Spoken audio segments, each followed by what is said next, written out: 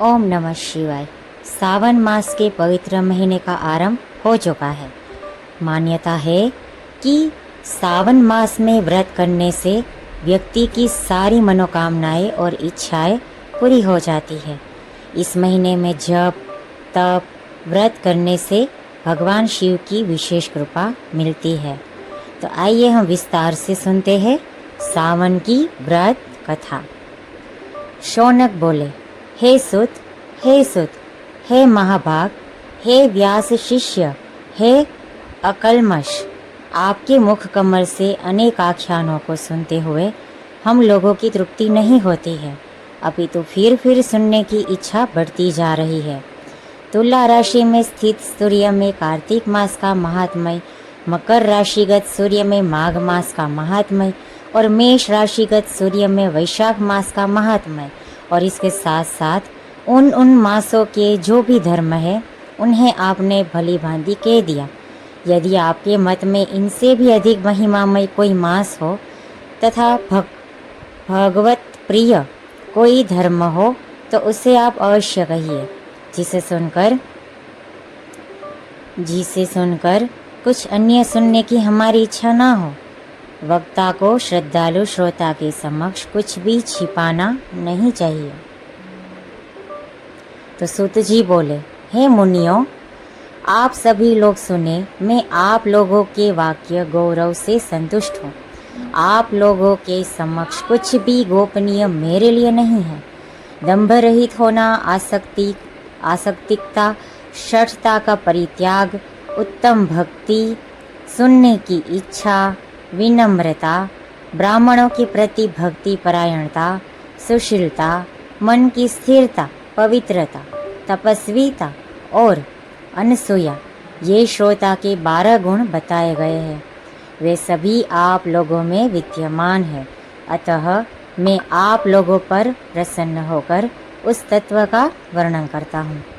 एक समय प्रतिभाशाली सनत कुमार ने धर्म को जानने की इच्छा से परम भक्ति से युक्त होकर विनम्रता पूर्वक ईश्वर भगवान शिव से पूछा।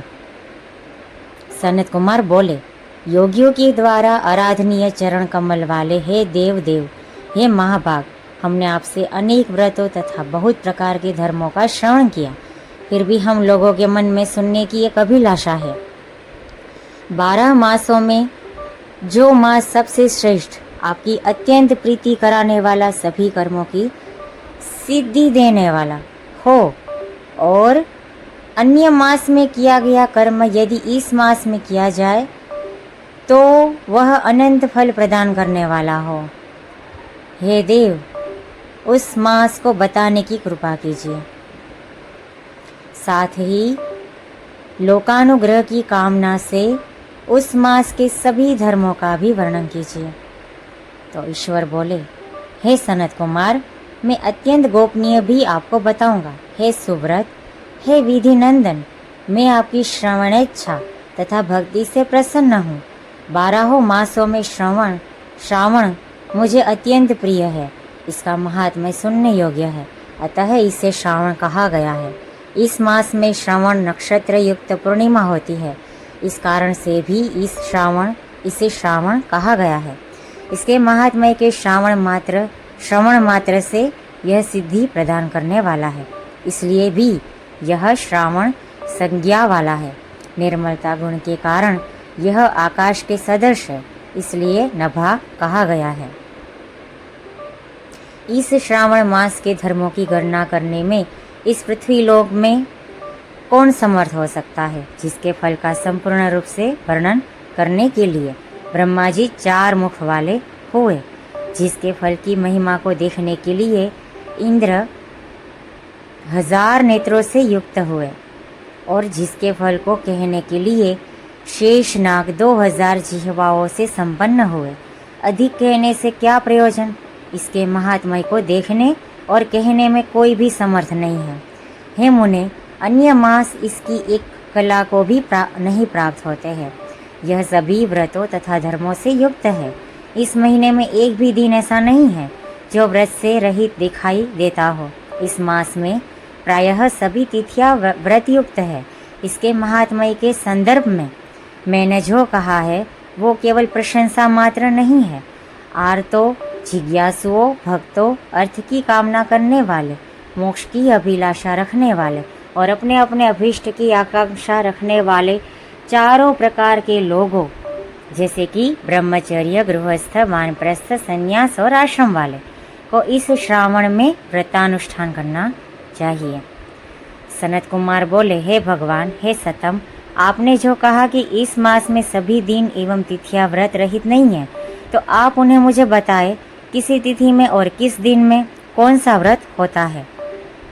उस व्रत का अधिकारी कौन है, उस व्रत का फल क्या है, उसकी विधि क्या है, किसने उस व्रत को किया, उसके उद्यापन की विधि क्या है, प्रधान पूजन कहाँ हो और जागरण करने की क्या विधि है, उसका देवता कौन है, उस देवता की पूजा कहाँ होनी चाहिए, पूजन की सामग्री क्या क्या होनी चाहिए और किस व्रत का कौन सा समय होना चाहिए। हे प्रभु, वो सब आप मुझे बताओ।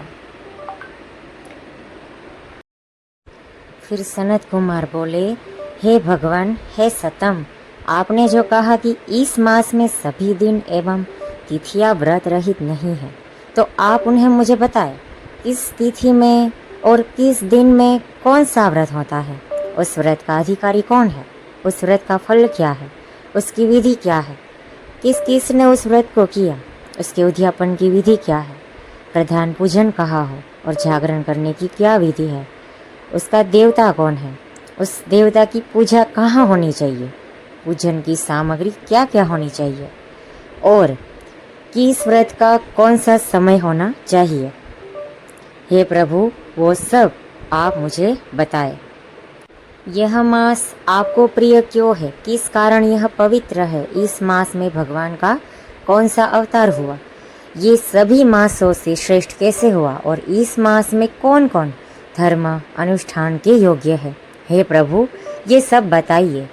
आपके समक्ष मुझ अज्ञानी का प्रश्न करने में कितना ज्ञान हो सकता है, अतः आप संपूर्ण रूप से बताएं। हे कृपालु, मेरे पूछने के अतिरिक्त भी जो शेष रह गया हो उससे भी लोगों के उद्धार के लिए आप कृपा करके बताइए। रविवार, सोमवार, सोमवार, बुधवार, गुरुवार, शुक्रवार और शनिवार के दिन जो करना चाहिए, हे विभो, वह सब मुझे बताइए।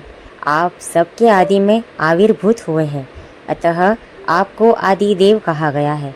जैसे एक की विधि बाधा से अन्य की विधि बाधा होती है, वैसे ही अन्य देवताओं के अल्प देवत्व के कारण आपको महादेव माना गया है।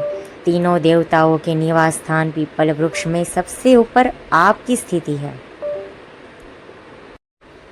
कल्याण रूप होने के कारण आप शिव है और पाप समूह को हरने के कारण आप हर है। आपके आदिदेव होने में आपका शुक्ल वर्ण प्रमाण है, क्योंकि प्रकृति में शुक्ल वर्ण ही प्रधान है, अन्य वर्ण विकृत है।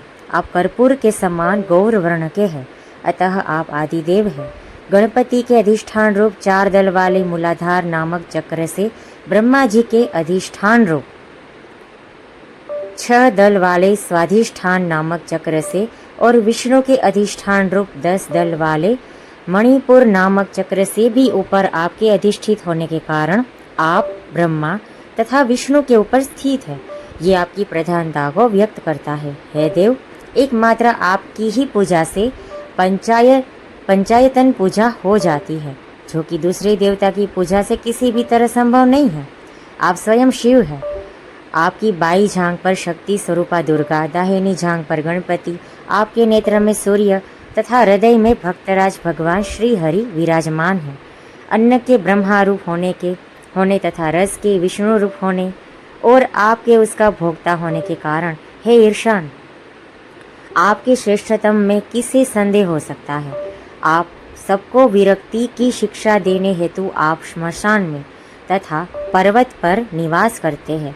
पुरुष सूक्त में उतामूर्तत्व शेषानो इस मंत्र के द्वारा प्रतिपादन के योग्य है, ऐसा महर्षियों ने कहा है। जगत का संहार करने वाले हलाहल को गले में किसने धारण किया? महाप्रलय की कालाग्नि को अपने मस्तक पर धारण करने में कौन समर्थ था? संसार रूप अधनकूप में पतन के हेतु कामदेव को किसने भस्म किया? आप ऐसे ही ऐसे है कि आपकी महिमा का वर्णन करने में कौन समर्थ है। एक तुच्छ प्राणी में करोड़ों जन्मों में भी आपके प्रभाव का वर्णन नहीं कर सकता। अतः आप मेरे ऊपर कृपा करके मेरे प्रश्नों को बताइए।